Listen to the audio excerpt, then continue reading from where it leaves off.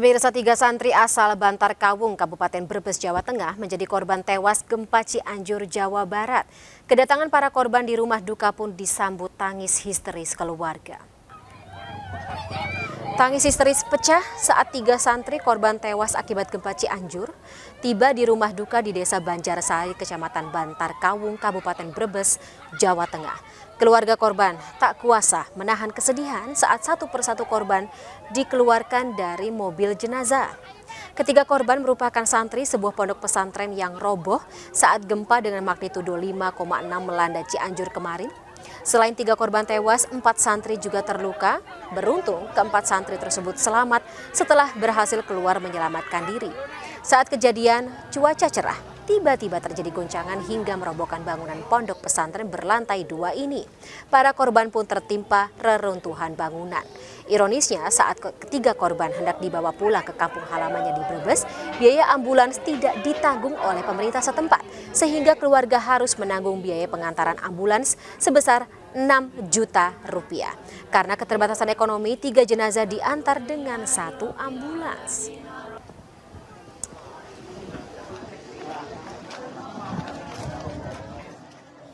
Dan saat ini pemirsa, kita telah terhubung dengan Ustadz Rifan Sandi yang merupakan Kepala Sekolah SMP ZAT International Quranic Boarding School Cianjur, Jawa Barat. Assalamualaikum Pak Ustadz.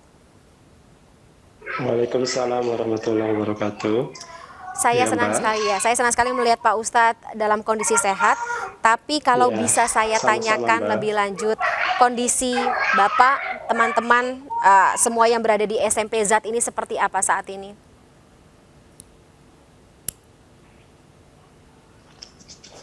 Mohon maaf, bisa diulangi Pak pertanyaannya? Baik, kondisi Kurang Bapak, jelas. teman-teman yang ada di SMP ZAT, baik guru, pendidik, kemudian juga para murid seperti apa, para santri saat ini Pak? Iya. Untuk baik, untuk anak-anak siswa-siswa kami alhamdulillah tidak ada yang meninggal, semuanya selamat. Alhamdulillah. Karena pada saat itu kami sedang KBM ya, dan sedang pelajaran Al-Quran sekitar pukul 13.30. Kami sendiri sedang rapat di lantai 2 pada waktu itu. Alhamdulillah semua guru kemudian karyawan tidak ada yang menjadi korban dalam kondisi gempa saat ini. Hanya beberapa, hampir semua kelas kondisinya rusak, kemudian juga kendaraan, kemudian ada 1 orang guru yang dirujuk ke rumah sakit karena mengalami luka yang ada di bagian kepala, seperti itu Pak. Baik, Pak Ustadz, saya mohon maaf harus mengingatkan kembali pada kejadian kemarin ketika gempa terjadi di sekolah atau SMP ZAT ini. Tapi bisa dijelaskan Pak kondisinya saat itu, kronologi kejadiannya seperti apa? Ya, waktu itu kami sedang rapat, ya saya pribadi sedang rapat dengan Dewan Guru-Guru di lantai 2 sekolah kami. Kemudian siswa sedang belajar di kelasnya masing-masing, jam pelajaran Al-Quran. Kemudian memang gempanya langsung besar ya, tidak ada bertahap, biasanya beberapa gempa, tapi ini langsung sangat besar sehingga kami langsung panik menyelamatkan diri masing-masing.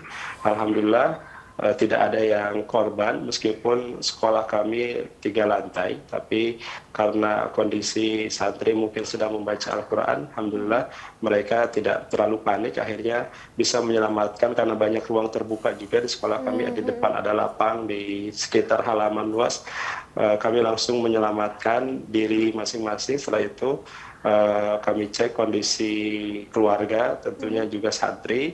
Lalu setelah itu kami bergegas membangun tenda darurat untuk santri dan juga mendirikan dapur darurat. Seperti itu Pak, kurang lebih kronologis ya. Baik, memang saat itu banyak sekali pecahan-pecahan keramik yang dari bawah karena ada pergeseran tanah, yaitu langsung memantul ke atas, dan dari atas pun banyak benda-benda yang jatuh dari atap. Ya Allah, tapi saya sekali lagi bersyukur alhamdulillah tidak ada korban jiwa ya Pak ya.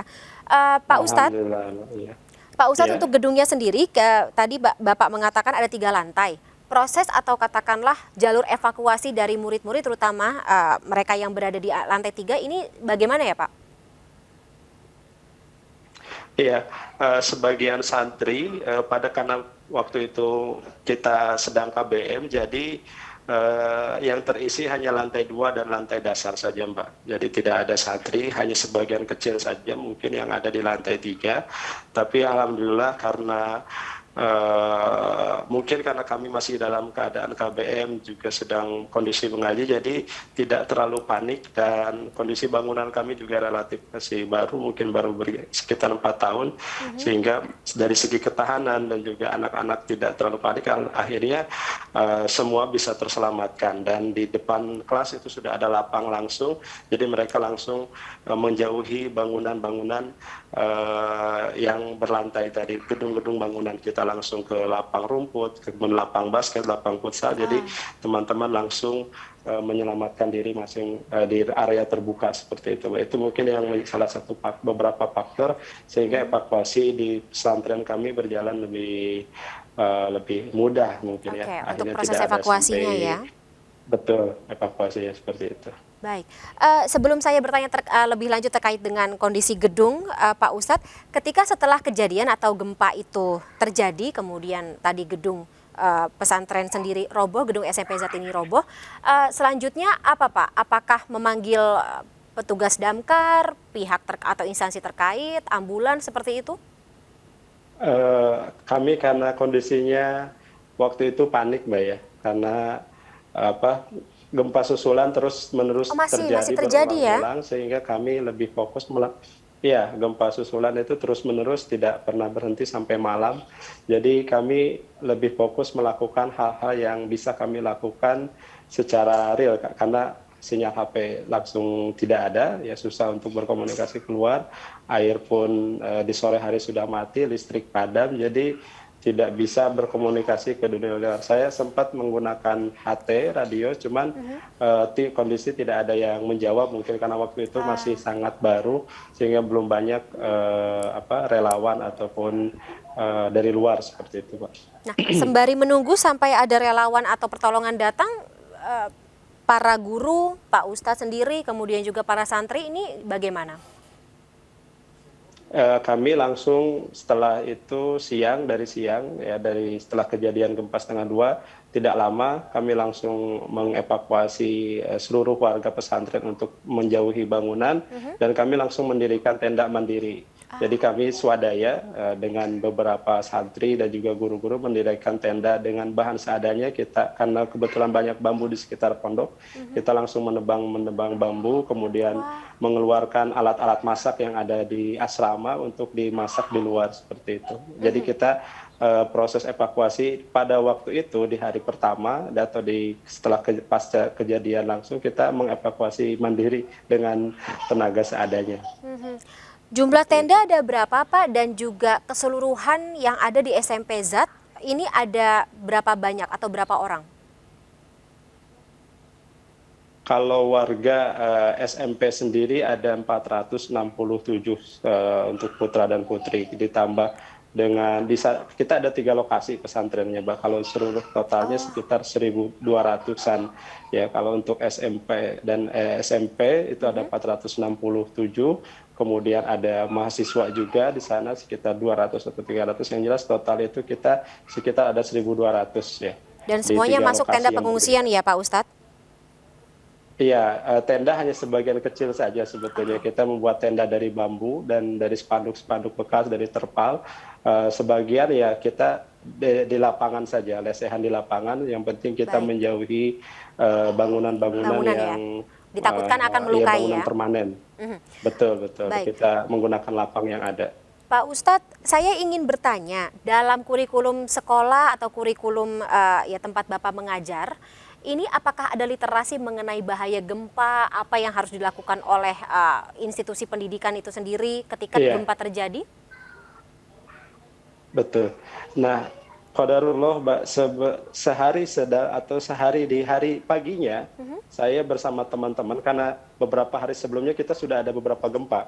Dan juga saya sempat ngobrol dengan beberapa orang dari BPBD ya, penanggulangan bencana, untuk mengadakan semacam simulasi penanganan gempa, karena menurut relawan, salah satu relawan yang saya pernah ngobrol, Cianjur itu merupakan ya di daerah saya terutama zona merah daerah rawan gempa. Dan setelah itu kurang lebih mungkin ada beberapa minggu ke belakang ada beberapa gempa 3 atau 4 kali. Nah di situ saya berinisiatif untuk mengadakan simulasi gempa jika terjadi di pesantren dan kebakaran, dan itu Masya Allah. sudah menjadi wacana saya dengan guru-guru. Bahkan di pagi harinya saya ngobrol, ini kekuatan bangunan kita ini seperti apa, kemudian Oke. kita mengadakan simulasi, sudah ada wacana ke arah sana. Bahkan saya sudah menghubungi pihak Badan Penanggulangan Bencana, sudah saya komunikasi via Wapri untuk mengadakan acara ini. Ya qadarullah ternyata terjadi lebih cepat ya. Memang kita hanya bisa berencana, tetapi ya sudah kadung terjadi, alhamdulillah, tapi tidak ada korban seperti itu, Mbak. Jadi sudah ada wacana dalam kurikulum kita untuk memanggil dari dari Badan Penanggulangan Bencana, memberikan edukasi kepada anak-anak simulasi terkait gempa ataupun bencana yang lainnya seperti itu. Nah Baik, kami baik. menurut informasi yang kami terima, ya kami berada di zona yang rawan gempa seperti itu. Baik, inisiatif seperti ini yang memang harusnya dipunyai oleh eh, warga yang tinggal di, seperti kata Betul, Bapak tadi, rawan betul, betul. bencana. Saya harapkan agar kondisi cepat normal ya Pak Ustadz. Proses pelajaran atau proses pembelajaran akan kembali dilakukan dalam waktu dekat. Gedung sekolah akan diperbaiki dalam waktu dekat. Semuanya berada dalam kondisi sehat juga seterusnya. Terima kasih Pak Ustadz Rifan Iya. Sandi atas waktunya bersama kami dalam Sama-sama, Breaking News sama-sama, MNC News. Mbak. Sehat Iya, selalu Bapak. Terima kasih. iya. Sampai jumpa. Assalamualaikum warahmatullahi wabarakatuh. Waalaikumsalam warahmatullahi wabarakatuh.